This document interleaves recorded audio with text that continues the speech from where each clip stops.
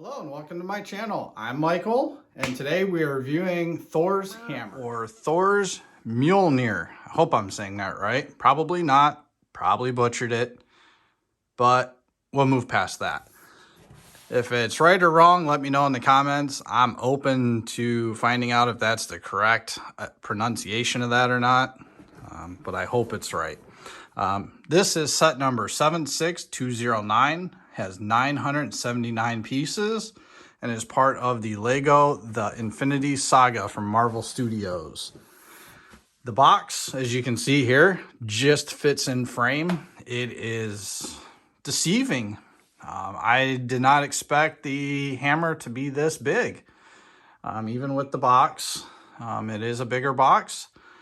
But as you can see, the real thing is large. It is incredible. I love it. This has to be one of the greatest Lego Marvel props that I have seen yet. The detail of this, the appearance of it is nothing short of awesome. I cannot recommend this enough to any Marvel fan.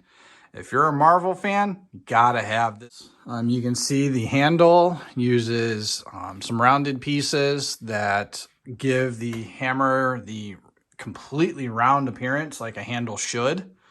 The top of it has what looks to be like a plastic rubber piece that replicates leather. It looks very, very good. It must be a new piece that they created just for this set. You can see on the hammer itself, a lot of the flat pieces that are 6x6 flat pieces. Quite a few of them are used. You got some slopes. And I mean, this has to be one of the most sturdy Lego sets that I have, or that I have experienced in all of the sets that I have collected.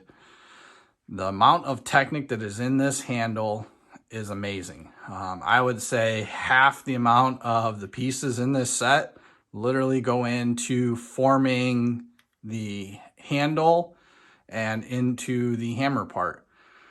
It is very sturdy. I mean, you can swing this thing around. You can move it every which way you want. It does not bend. It does not give. It does not do anything.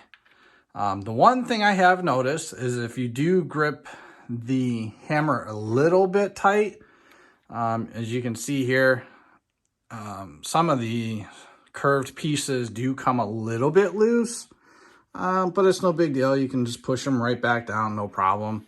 But that's if you end up gripping this a little too hard than you should. The inside is made up of a lot of Technic pieces. If I can get that open. You can see the inside of it there. It's pretty hollow, not much in there. I did put this on a scale, believe it or not. I was really curious what this came out to, because in my opinion, this has actually got some weight to it. The hammer by itself, without the display or anything, comes out to about 2 pounds, 7 ounces, if anybody cares to know that. You can stand it up on the hammer on its own. You don't have to have the display for it, the stand. It will stand up on its own. It looks good by itself as well. As you can see here, it comes with a small little side display of the Infinity Gauntlet, the Eternal Flame, as well as the Tesseract. Kind of a neat additional little thing. They designed it to put inside the hammer for storage. I do not recommend that whatsoever. I made that mistake once when I first built it and put it inside. It is meant to go inside there. You can see the 8 studs in there. This plate is meant to go inside. The opening is literally just big enough for that plate to slide in. If you were to put that in there and completely push it down on those 8 studs, that is a lot of holding power. To get it out is not an easy task. When I pulled it out the first time, everything ended up having to get pulled off of there because nothing on this plate is on there strong enough or enough studs to pull the whole thing out at one time. I eventually got all the stuff off the plate and then got down in there with my fingers that I could barely fit in there. I was able to get the plate off of those 8 studs. And once I did that, you know, it fell down in the hammer. So I had to shake it around, you know, I'm going like this, going like that, trying to get the plate to be towards the opening so I could get it out. I don't know if that was an oversight or a last minute, hey, we can stick it in there.